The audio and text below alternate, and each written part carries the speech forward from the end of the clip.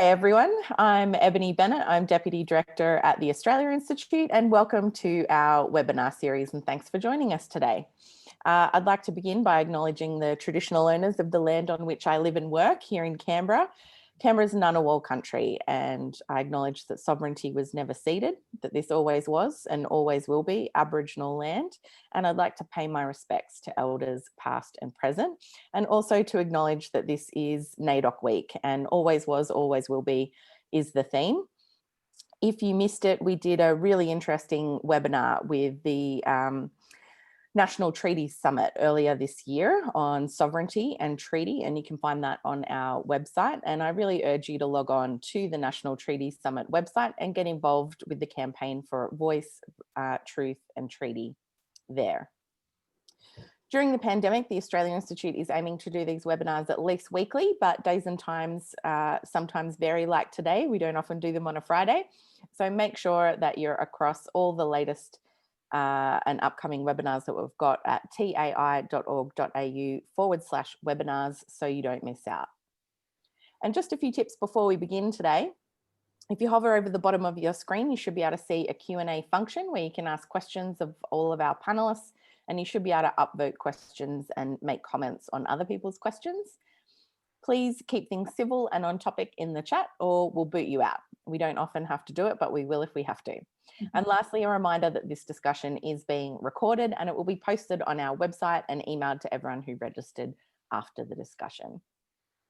So yeah, turns out there's nothing like a US presidential election, a global pandemic, and aggressive trade threats from China to make you think about Australia's friends, enemies, and allies. So the timing of today's webinar is fortuitous. Australian Foreign Affairs is the country's leading foreign affairs journal, produced by Schwartz Media. And just a quick thank you and a shout out to everyone who took up our pre-sale offer to order this issue. It's the 10th issue of Australian Foreign Affairs, and it examines the alliances, blocs and rivalries emerging across the Australia Pacific as nations adjust to the changing balance of power, and it considers Australia's diplomatic options as loyalties shift in an increasingly turbulent region. For those of you who haven't had a chance, you can subscribe, order a paperback or the ebook version like I did at australianforeignaffairs.com, and I really encourage you to give it a read. There's some really fantastic essays in there. But today I'm delighted to introduce our three guests. Karen Middleton will be familiar to many of you as a Canberra-based journalist and author. She's also the chief political correspondent at the Saturday paper with 30 years experience covering national and international affairs. She's the former president of the Federal Parliamentary Press Gallery and a Churchill Fellow, and she spent nearly a decade as SBS TV's chief political correspondent, during which time she made 3 reporting trips to cover the Afghanistan war, embedded with the Australian ADF. With the ADF. Alongside the newspaper role, she continues her broadcast work and is a regular panellist on ABC TV's Insiders, as well as The Drum, and a political commentator on the 10 networks The Project. Jonathan Pearlman is the editor of Australian Foreign Affairs and the world editor of the Saturday paper. He previously worked at the Sydney Morning Herald covering foreign affairs and politics from Canberra and Sydney, and he's worked as a correspondent in the Middle East, covering various international stories, including the 2008 US election and the violence in Eastern Congo. He's a correspondent for the Straits Times newspaper and was Australian Pacific correspondent for The Telegraph in the UK. His work has appeared in numerous publications, including The Diplomat, Good Weekend magazine, and Australian Book Review, and he's been a Walkley Award finalist and a United Nations Media Award winner. And lastly, our very own Allan Behm, Director of the International and Security Affairs Program at the Australia Institute. Allan's got long experience in international policy, national security policy, and defence policy. Excuse me. Prior to joining the Australia Institute, Allan was Greg Combey's Chief of Staff in the Rudd and Gillard governments, dealing with climate change, a truly serious strategic issue, and hopefully one we'll talk more about with a Biden administration incoming in the United States. And more recently, he was Penny Wong's Senior Foreign Policy Advisor. So welcome, Karen, Jonathan, and Allan. Thank you so much for joining us today. We've got, I think, about 700 people registered, and I can see about 380 on the line with us. Thanks so much for joining us today, everyone. Jonathan, I might start with you. Obviously, there's plenty happening in the world at the moment that's making us focus on our friends, allies, and enemies in the region. I wonder if you could just, for those of us who perhaps haven't read the whole issue, give us a flavour of what are some of the issues that Australia has to consider at the moment and some of the problems that we have to confront. Sure, and thanks, Ebony. Thanks for hosting this event. So, there's a lot of constant debate on all sorts of topics in Australian foreign affairs, but there actually seems to be a bit of a consensus now about what Australia's fundamental foreign policy problem is. And I'm sure we're all familiar with the problem, but the problem is this. Our main security partner is the United States, has been for a long time, and its role in the world and the region is changing. Its own commitment, its commitment to maintaining its primacy in Asia has come under question, and we've obviously seen a whole lot of turbulence and unpredictability about America's role in the world under Donald Trump for the past 4 years. On the flip side, our main trading partner is China. China is threatening America's place in this region, and it is also becoming increasingly ambitious, but also really belligerent, I think you could put it, under Xi Jinping. And Australia is caught between caught in this bind between its main security partner and its main trading partner. Now, there actually is generally consensus around that overall picture of Australia's dilemma. In terms of how to respond, which is really what this issue of Australian foreign affairs looks like, the government's response, and this also comes a lot from the sort of foreign policy commentariat, presents a fairly simple, I think, response, which is, or it sounds simple, which is, well, if we can't completely rely on the US anymore for our future security in Asia, let's find new partners in the region, new allies in the region. You constantly hear references to like-minded partners, and Scott Morrison was talking about that this week, and he's about to jet off to, or he announced that he's going to jet off to Japan. So the answer that you constantly hear from the government is that we'll find new like-minded partners that we will work with to kind of compensate for our lack of ability to rely on the US. And I think this raises a whole lot of questions, and what we've tried to do in this issue is answer some of those questions. So, for instance, how viable is this? I mean, are there other partners that could fill the shoes of the US or could try to fill the shoes of the US? How solid a commitment can we expect from these sorts of countries? And will it be a commitment that extends to a military sort of umbrella like we have currently with the US? And if we are going to try and kind of find these new partners and allies, who are they, and what do we need to do to try to build up these partnerships? And some of the essays look at this. I mean, it's great to have Karen here today because her piece, I think, raises some questions about whether Australia is really doing enough to put itself in a position to attract new partners. So that's a sense of the questions that we're trying to answer in this issue.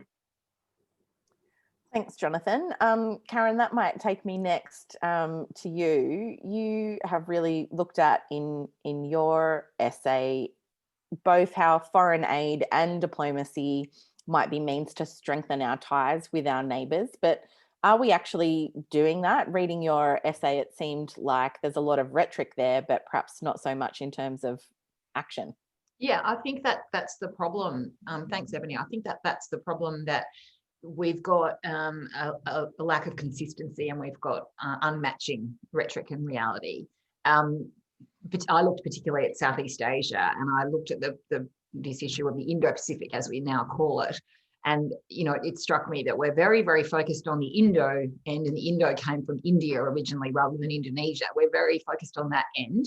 And the Prime Minister is clearly focusing heavily on the relationship with both India and Japan at the moment, in the vein that Jonathan was just talking about new allies and framing relationships. And he's also very focused on the Pacific. He's got a lot of personal experience with the Pacific. He lived in New Zealand for a while. I think he finds a cultural familiarity with the Pacific. There are a lot of Christian countries there as well. But we're not so focused anymore on our near neighbourhood in Southeast Asia. We've kind of dropped the ball on that. We've dropped it in terms of aid. Our aid overall is frozen for the last 5 years, but our aid there has really dropped away. And our diplomatic relationships are a bit taken for granted. And I think one of the sub-themes that I ended up looking at was this idea about our sort of inconsistency on foreign policy, which isn't just about Southeast Asia, but it's really obvious there. We keep flip-flopping on policy positions, and it's confusing to our neighbours. And I'm not really sure whether the government thinks it doesn't get noticed, but it does. And the danger there is that we're becoming perceived as a very self-interested country. And I don't mean that just as self-interest in terms of Australia's national self-interest, which is natural for every country. That's an objective of every government, is to look after their own people first. But I mean domestic political self-interest.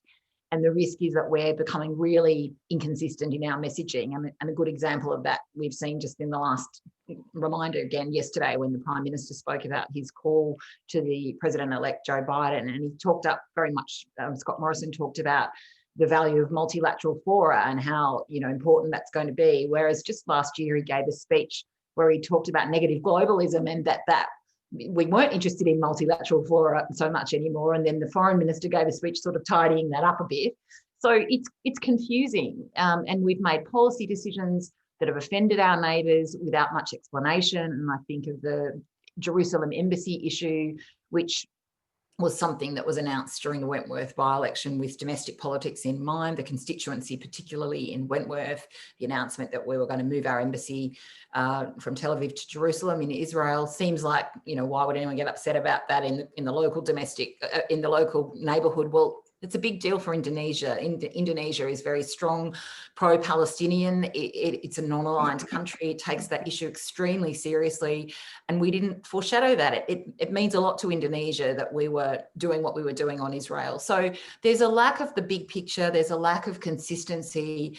There's a bit of short-termism that's crept into our foreign policy. It's evident in the neighbourhood, but I think it's evident further afield than that. And it's coming home to roost a little bit because we're caught between things. The issue of climate change is another example where we've been inconsistent policy-wise, you know, across a number of governments, and now we may pay a price for that. We should be consistent in our policy positions and in the way we practice our politics and our diplomacy, and I think we haven't been, and that's a danger for Australia. Allan, I'll come to you now. You've got an essay about having a donors conference, but we might get into that a little bit later.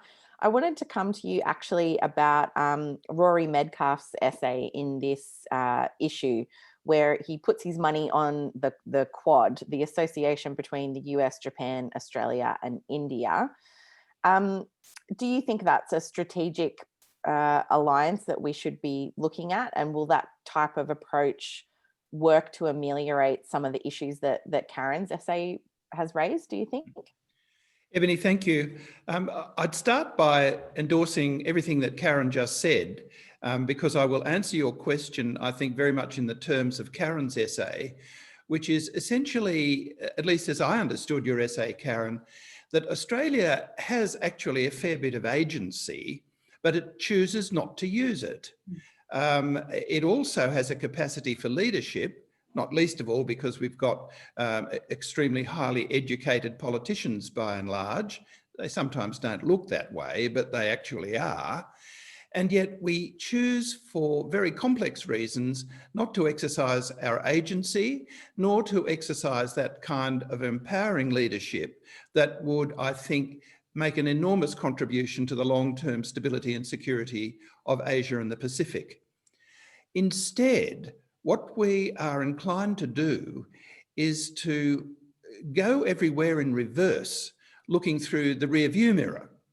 So we look at things like the concert of Europe, and we say, well, no, we're in Asia and we can't have anything like the concert of Europe, but we can have alliances and coalition arrangements that look like treaties that began in the 19th century, and we've exploited them through the later part of the 20th century. And here we are, almost into the first third of the 21st century, talking about static arrangements like the Quad.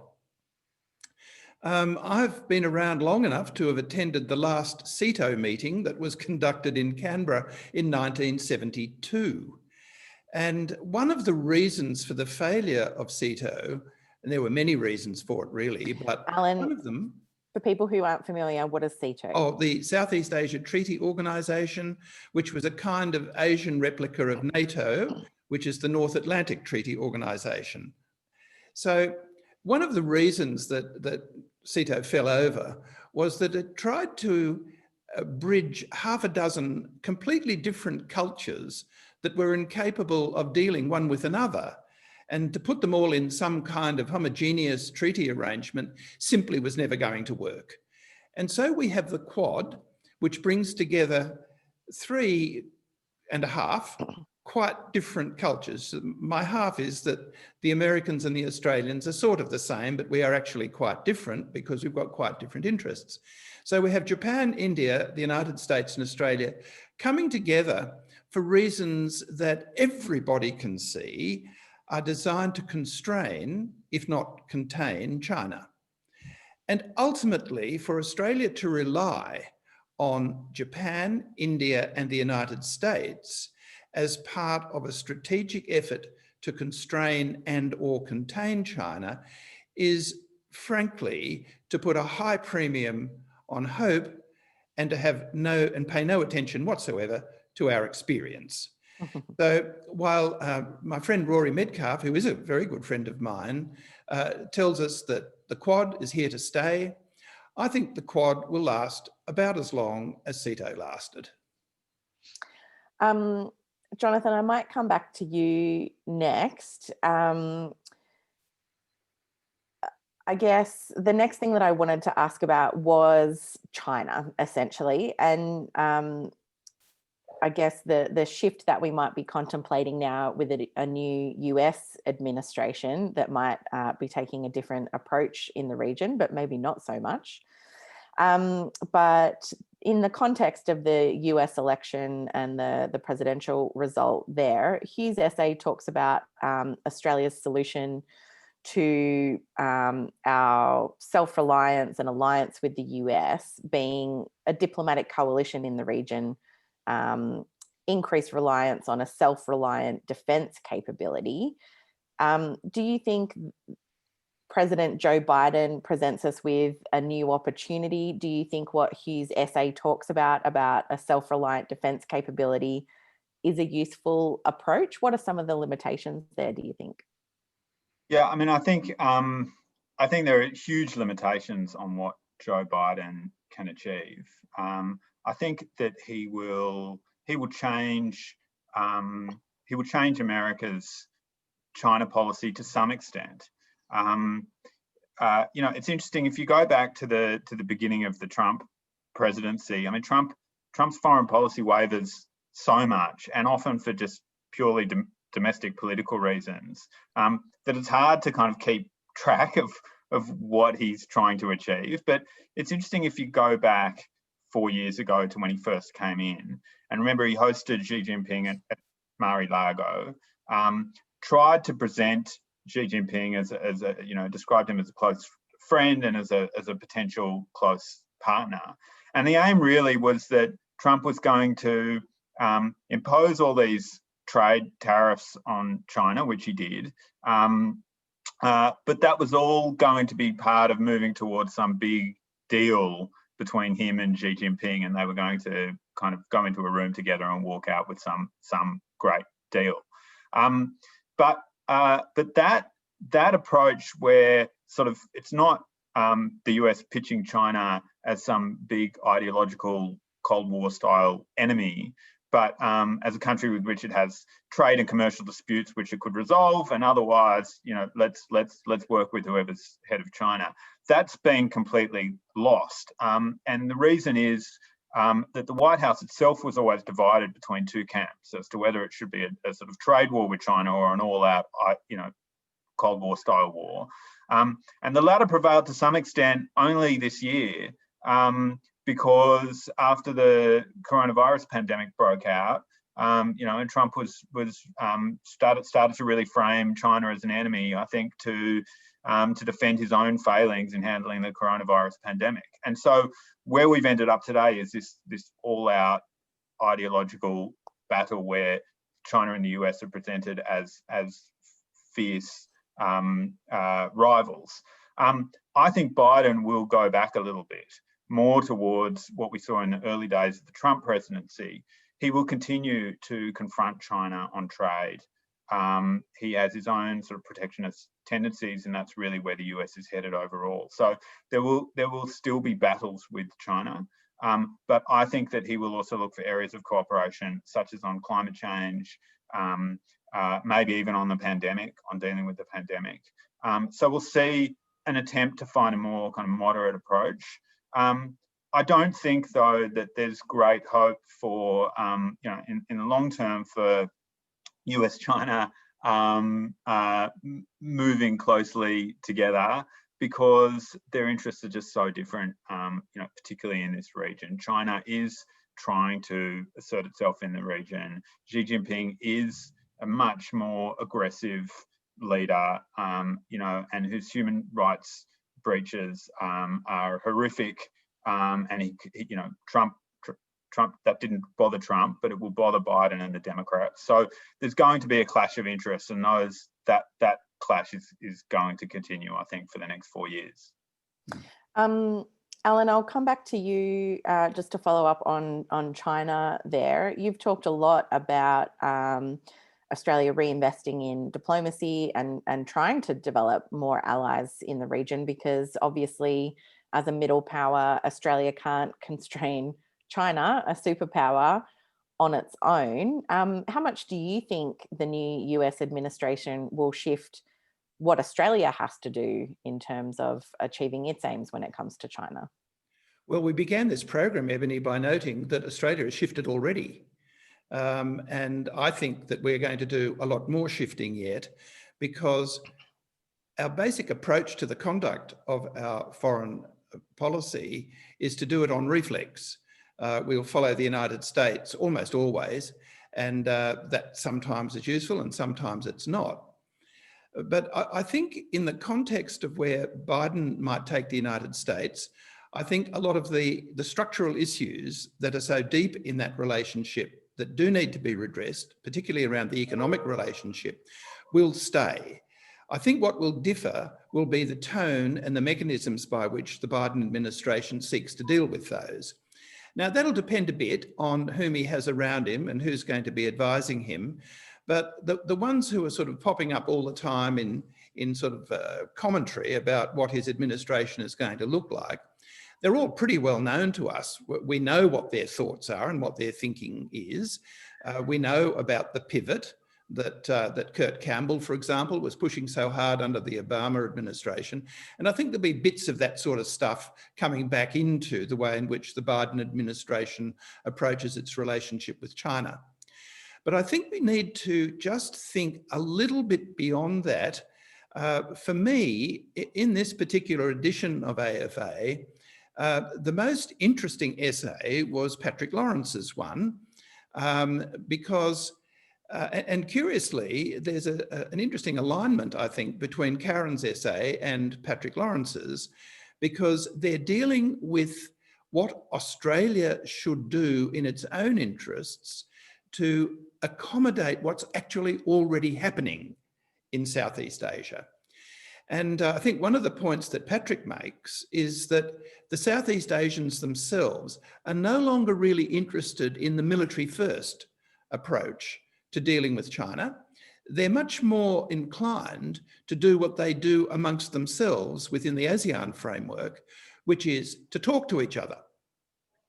And so I think that what Patrick is saying is, look, Sinophobia is not going to get you anywhere because the United States is relatively in decline and China is relatively on the rise.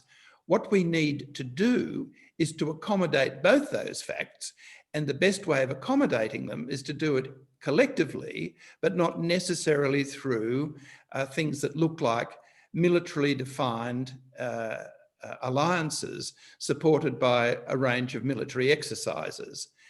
I think that the point that he also makes, which struck me, was that we do need to distinguish between strength and power. And this again is where I think Karen is on the money, that Australia has quite a lot of power, but we seek not to use it.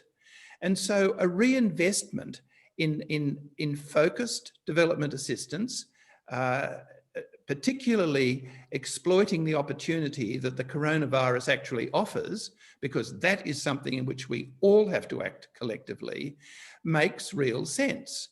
So it's not that we turn off investment in our defence capacities, but we don't give our first priority to defence and military structures as a way of containing or constraining China. We give first priority to our ability to engage with China in the economic and security interests of everybody. And of course, you've got to have something in your back pocket, and that's more or less what Hugh is saying. But I don't start with what's in your back pocket. I start with what you want. And I think that in a way, that is where we really need to be going. And if the step up is to mean anything in the Pacific, it has to be mirrored by a step up in Asia. Karen, I'll come back to you. Allan talks just about every week in our staff meeting about what coronavirus is doing to Indonesia, our very close neighbour. And you kind of talked about how the Indo-Pacific started out as being about India, but then moved much more towards Indonesia.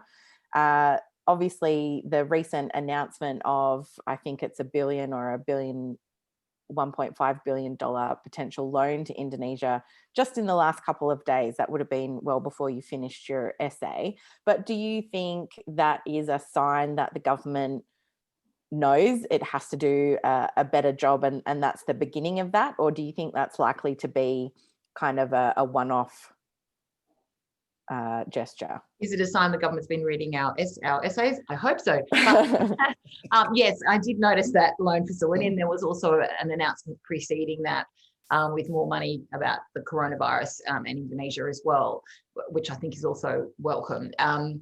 Look, I don't know what's necessarily behind it, but I think it's a good thing that they've at least offered this loan facility. And one of the points I was making in that essay is that we hadn't done it. You know, we were sort of somehow not seeing this crisis in the same way that we saw, say, the tsunami or something else. And, you know, the Asian financial crisis, for example, where we'd stepped up to assist countries in Southeast Asia, particularly, very urgently, whereas somehow, because this was a less visible and a more creeping crisis, that we weren't doing that so much. So I was quite glad in the context both of COVID-19 and more broadly that we're doing this kind of thing now. I think it's, you know, it's important. But it comes back to this consistency as well. It always seems to be just a bit rushed and a bit late and not part of a long-term strategy and plan. And I think it's really important for Australia to have consistency in diplomatic relationships and consistency in foreign policy. And if we're seen to be kind of moving this piece here and this piece here without that plan, I think that that's not a good thing. It's interesting what Allan says about our power and our potential influence and our agency in the region in particular. And I think one of the things that we've not done well is we haven't used that very well. But one of the things that gives us that agency is we have a reputation nationally as being a straight talker and an honest broker. And that is valuable, particularly in cultures where there is a bit more reticence that things can't necessarily be said outright, that they have to go around things a bit more, and that diplomatically it's not done quite that way. The directness of Australia can be useful to some of our allies and our neighbours in some contexts, but it needs to be it needs to be done with people coming along, with countries coming along, with countries being on board and knowing what we're about. And I think what we've been doing is not communicating well our intentions when we as a country make some forays, like the investigation into China and the origins of COVID-19. They didn't build support for that around the region before they announced it, and that was noted. And so we're almost undermining our own reputation as being a straight talker and an honest broker by not doing the legwork in advance and by being inconsistent. And that is undermining the agency that we have. And it also treats our neighbours in particular with disrespect. And so there's a bit of a sense that maybe we're not capitalising on the influence and role that we have. We've started to make these loans and grants and things like that, and that is one way we can do it. But the other way we can do it is by being upfront with countries that are important to us and consistent. And I think that is still lacking. We might move shortly to questions from the audience. I know we've got about 470 people on the webinar at the moment. Thank you so much for joining us. I know you're coming from all across the country. Before we move to questions, Allan, the International and Security Affairs program at the Australia Institute is relatively recent. Before we move to questions from the audience and for people who might not be familiar with this new branch of our work, would you mind just talking a little bit about it and why the Institute thought it was important? Certainly, Ebony. I mean, it's a great privilege to be here doing this job because the Institute, its work is generally speaking around applied social policy, whether it's climate policy, which is absolutely right at the top of the tree at the moment and will be for a long time, whether it's tax policy, whether it's any of the many issues surrounding the nature of work and so on. But all of those things we all recognise are deeply connected into the way in which the global community operates generally. Now, what we've tended often in Australia to do is to look at international and security affairs as being a kind of very specialist part of the work where everybody gets into the cloister, they close all the doors, they all talk to each other in secret language, they put code words on everything so that you can't tell everybody else what you're talking about. There's a good reason for that because most of it's nonsense. And so we sort of disaggregate our global connectiveness from the issues that we're dealing with. And so what the board did is to say, well, no, actually, everything does connect one to another. So let's have a look at how climate and issues around development assistance, big global issues like the coronavirus that's just hit us.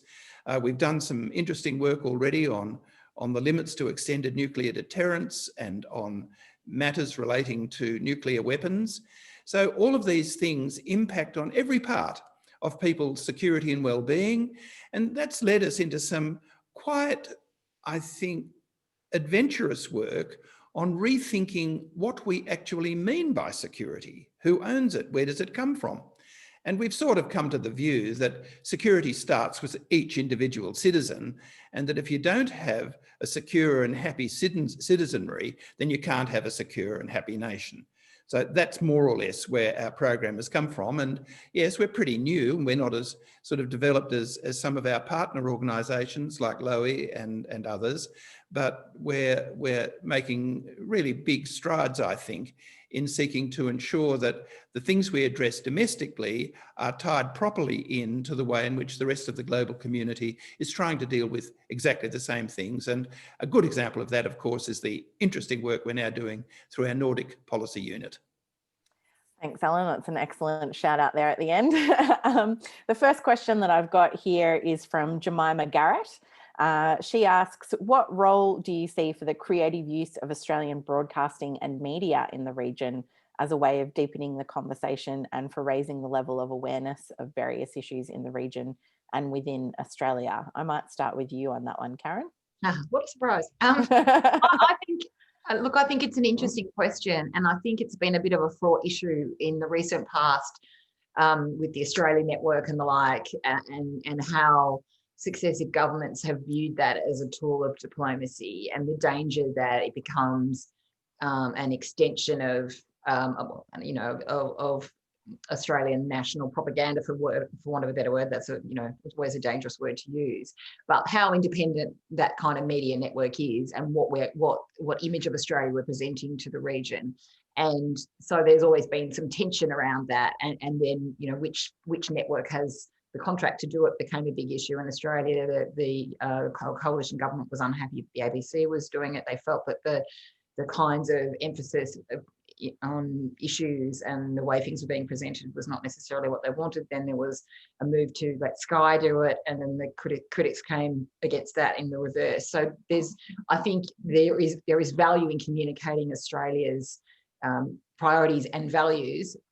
It's difficult if we haven't worked out what they are and don't have the consistent message to do that properly. But then there's always going to be this issue of well, how are we presenting them? And it often gets seen through the prism of domestic politics, which is a problem. But I do think it's important that that other countries understand us as Australians, understand what we think is important, understand the way we think and what we value, and communicating that sort of thing through media is valuable, is important. Jonathan, Allan, anything you'd like to add to that? I agree completely. Distinct. I would only emphasise the point that Karen made, but she made it in the politest of ways, and that is that a proper public diplomacy has got to be pretty independent of government direction or bureaucratic direction. The Radio Australia used to be pretty independent, just telling stories about Australia, but not with bias in them. And I think if we're going to use multi-platforms and multimedia to represent ourselves, we should represent ourselves as we really are, capable of having many conversations at once and inclusive of diversity. And I think we've got to be very careful that we don't create a kind of applied Voice of America, which I think is wonderful, but it's wonderful for America, not so much for us. So we've just got to be careful that we do maintain a high level of autonomy in the agencies that are employed to deal with reaching out through the media across Asia and the world more broadly. And I should add, as an extension to that argument, that of course we're a democracy, and if we're really espousing democratic values, then a free media, the free flow of ideas, the contest of ideas is at the heart of that. And you look a little bit weird if you're saying you're a democracy that believes in all these things, but then you're trying to control all the information and the way that it goes to other countries. We criticise some more autocratic regimes for doing that and for restricting the access to information and communications. It would hardly be a good idea to practice the same thing ourselves and then sort of undermine our own arguments about democratic rights and freedoms. The next question is from Tess Kane. The Pacific Step Up has been a signature foreign policy. What is needed to see it evolve from something that is done to or for the Pacific and into something that is done with the Pacific? Jonathan, I might come to you on that one.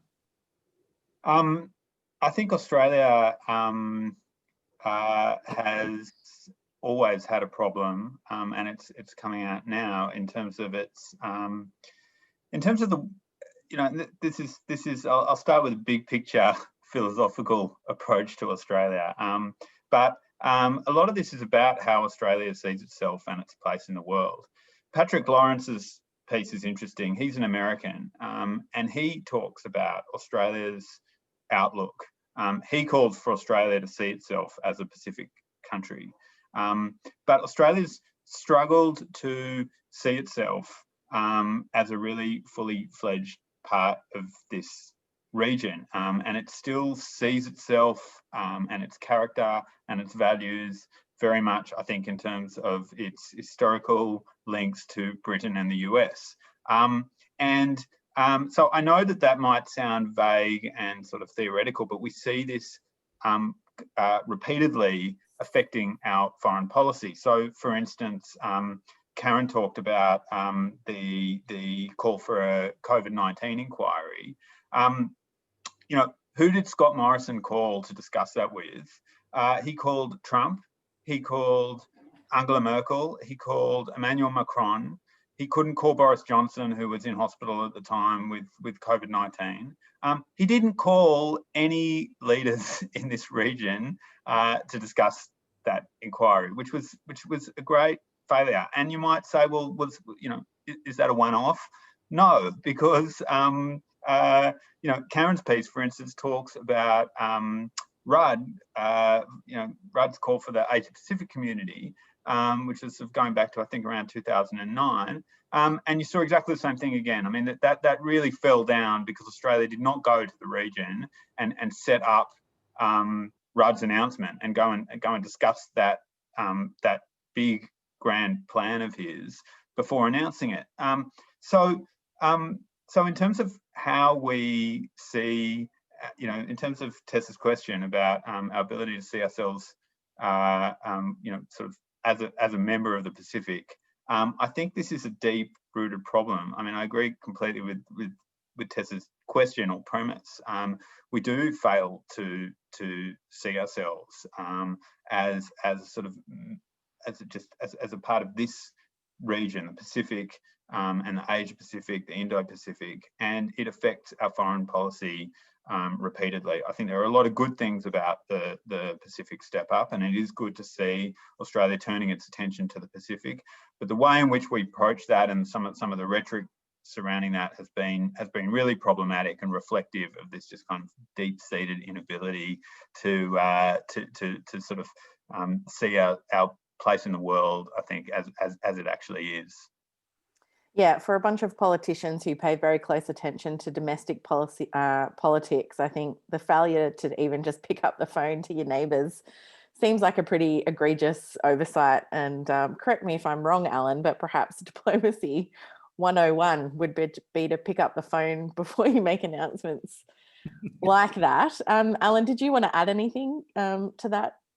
Well, I certainly think question? that picking up the phone to your neighbours is a very good idea. I mean, the Prime Minister could have spoken to the Prime Minister of New Zealand, who, a bit like Dan Andrews, had been very successful early in standing on the neck of the coronavirus. And we knew already that there were serious problems likely in Indonesia. So it would have been very, very timely for the Prime Minister to have spoken to Joko Widodo. And I don't know why he didn't.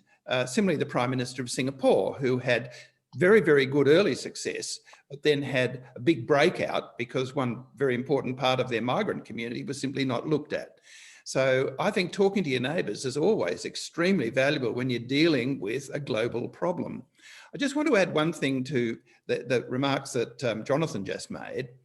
I think a lot of people were a bit surprised at the choice of venue that the Prime Minister made to announce his Pacific step up. At least I was, because you don't normally go to 3 Brigade in Townsville to make a statement about what you're going to do in your overseas development program. And so to do it in a way which, as it were, represents it through the colour of khaki is pretty strange, I think. And that, again, is one of these sort of messaging problems that we seem to have all the time. Not just that we're not consistent in our messaging, but that we add to the messages all sorts of overtones which confuse our region rather than give them confidence. And I mean, as you've touched upon and as Karen has touched upon, the idea that we have a kind of Indo-Pacific that brings India into the operations of the Pacific is a pretty big ambit. And, you know, to be thinking that we would have a Quad, for instance, but not think, first of all, of what kind of an arrangement more broadly would we like to have with Indonesia in it, is really quite extraordinary. And so I do think that we need to be very much more deliberate and forward-looking in the way in which we craft our foreign policy, and not simply get out our ancient recipe books from 100 years ago and think that the same ingredients and the same way of putting them together is going to work for the modern taste and the modern diet. The next question I've got is from Alice Ridge. She says, adopting a feminist foreign policy would be one way for Australia to position itself in allyship with progressive nations around the world, and would also provide a unifying framework for foreign policy and many of the strategies discussed today, like multilateralism, diplomacy, aid and climate policy. And she asks, what are the panel's views on this as a bold move for Australia? I might start with you, Karen. I guess it depends what you mean by feminist foreign policy. If you mean a focus on equal rights and equal opportunities for women, we do have one, but it's probably not promoted as heavily as it once was. And maybe we could emphasize that a little bit more. I think what you don't want to do is to be ending up having the opposite effect, which is sound like you're alienating or you're narrowing the scope of your foreign policy.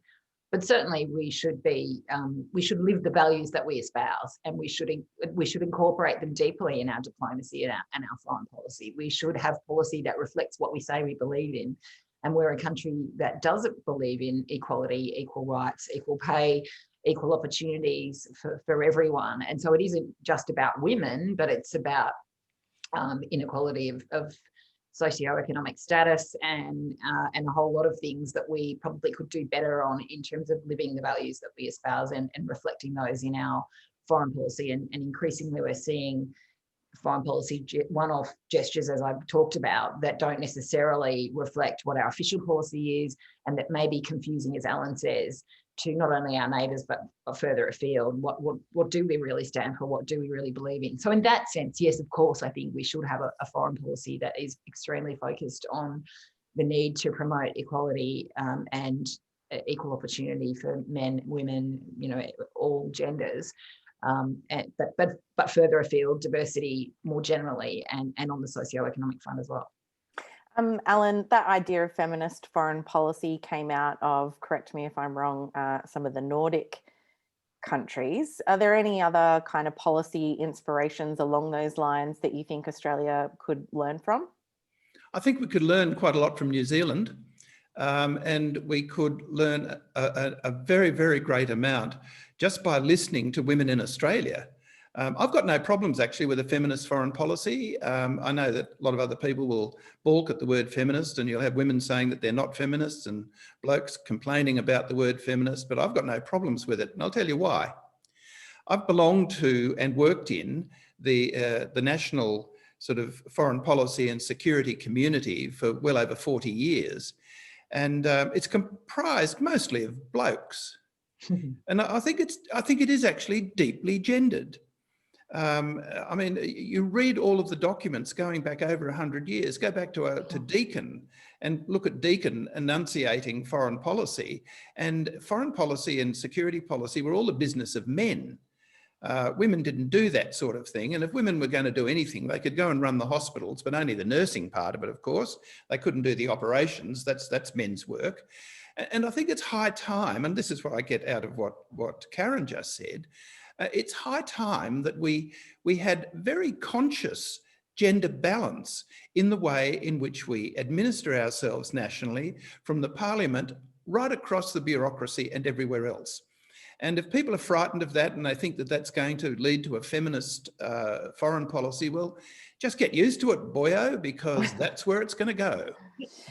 So probably a great observation. Jonathan, I might ask you next. There's a couple of questions here about the perceived China threat and how much of that can be put down to the military industrial complex and kind of the hawks involved in the debate, and how much of that relies on ignoring some of the US's history in invading lots of countries all over the place. How does that contrast? Yeah, I think it's a very. I think there are a lot of factors at play here, because I think that the military-industrial complex is a part of American foreign and defence policy. It's the biggest military spender in the world by far. It's got a huge military industry. And players from that industry lobby the government, and Washington is filled with lobbyists who have a lot of influence, and that ends up affecting American foreign policy. Of course, Trump came in saying he was going to drain the swamp, and he was referring, directly to that sort of lobbying. It hasn't happened. Of course, it hasn't. And in fact, to some extent, he did the opposite. I mean, he took on people like Rex Tillerson, the former ExxonMobil head, as his initial Secretary of State. So that sector in American society does play an influence, definitely, and I think it's continuing to influence the way America sees China and its approach to foreign policy. I think another element is just there are hawks in Washington. There are hawks everywhere who have ideological concerns, and China is very much playing into them. I mean, there are a lot of people in Washington who are still carrying on notions from the first Cold War as they approach this current competition with China. So there's a lot of ideological baggage which is affecting how America sees China. And I think it's really important to be aware of that. I also think that we cannot ignore China's own behaviour.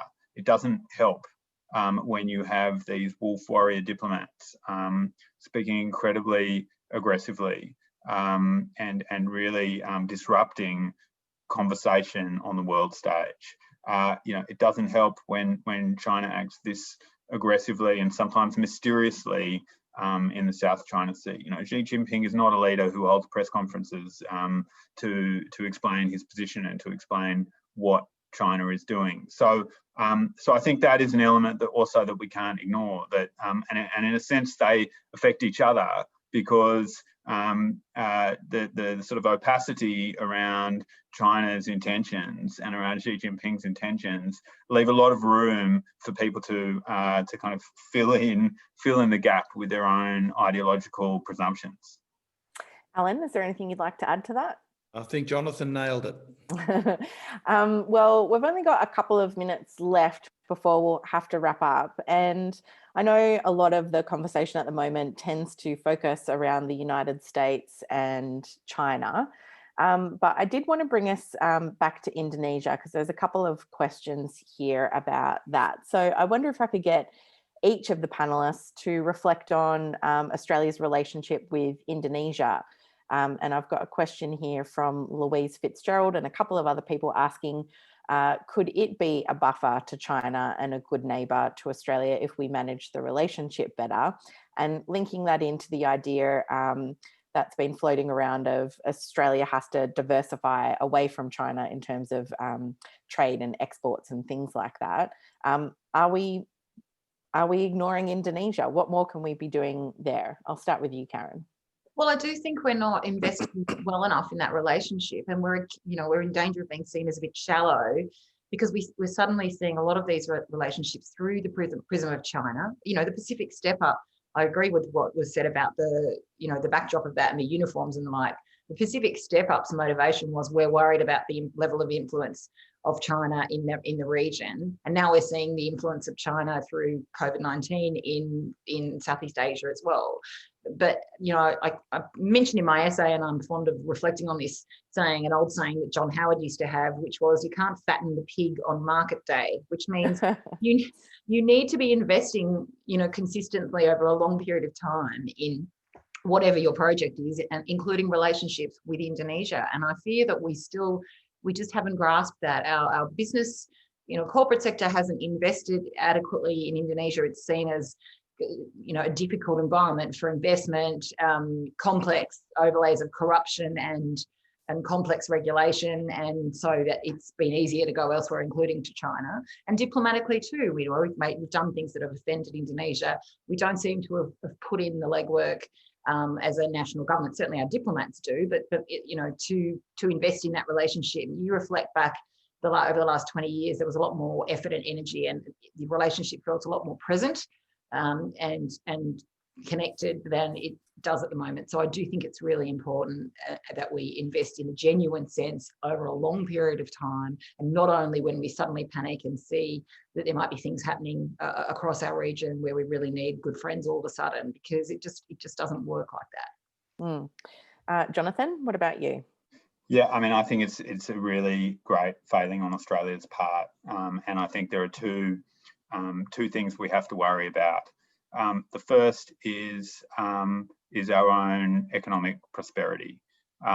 Indonesia is a huge country. I think it's the third most populous country in the world, but 400 million people, a growing middle class. This is a country that we should be doing business with, and we don't. We do much more trade with Hong Kong than we do with China, than with Indonesia. We're just seeing at the moment companies like Coca-Cola kind of winding down their businesses there that have had a long presence there. So we're going backwards. This is a huge problem, and particularly if we think that we're going to need to diversify away from China because of the current tensions with China. We can't do that without Indonesia. So that's the first problem. And then the second problem is our own security. I mean, Indonesia is potentially our greatest security partner in the region. We should be working towards that and building up Indonesia. We have to stop thinking about Indonesia in terms of the way we used to as an enemy and as a strategic enemy. We have a lot of shared interests with Indonesia, and they are our next door neighbour, which is something we often tend to forget. So I think both in terms of security and economy, we need to start acting immediately. And Allan, a final word from you. Tiada banyak orang-orang Australia yang berbicara bahasa Indonesia. Very few Australians can speak to Indonesians because we don't speak their language. We are defiantly monolingual, and we look at Indonesia as a place you fly over in order to get to Europe. I think it's really terrible. We have big investments to make there. We've got a bit of practice though. We've had a very long and quite good relationship with Malaysia and Singapore over many years in the defence business. We've had a reasonable defence relationship on and off with Indonesia, but we've got to go beyond defence and think about security from the point of view of human security. And that's where I think Karen is bang on the money in thinking about coronavirus as a kind of little keyhole in which we can move more broadly into the way in which human security issues are thought about and addressed more broadly in Southeast Asia. And Indonesia is the key. It's not a buffer. Actually, it's not a buffer to anything. It is a partner. And the more constructively we can think of working with Asia in terms of partnership, then the more secure all of us are going to be, including China. Terima kasih. I think that's the only Indonesian that I remember. I learned that in year 7, but we weren't big on languages at Bomo High. We might wrap it up there. Thank you so much, Allan, Jonathan, and Karen. We really appreciate your time today. Thanks everyone for tuning in. We appreciate your interest. As I said, don't forget to head to australianforeignaffairs.com to download, order your copy of Australian Foreign Affairs if you haven't already. And don't forget to tune in next week, Wednesday, the 18th of November, when we'll be discussing the need for a climate disaster levy with Lord Mayor of Sydney, Clover Moore, Ken Thompson, the former Deputy Commissioner of Fire and Rescue New South Wales, and Fiona Lee from Bushfire Survivors for Climate Action. Make sure you subscribe to our podcast, Follow the Money. You can find that on iTunes or wherever you normally listen to podcasts. In this week's episode, we talk about the implications of the US presidential election results for foreign policy and for climate policy. And remember, stay 1.5 meters away, keep your social distance, wear a mask if you can, keep washing your hands, and stay safe out there, everyone. Thanks very much. We'll see you next week. Bye. Thanks, Ebony. Bye. Thanks, Ebony.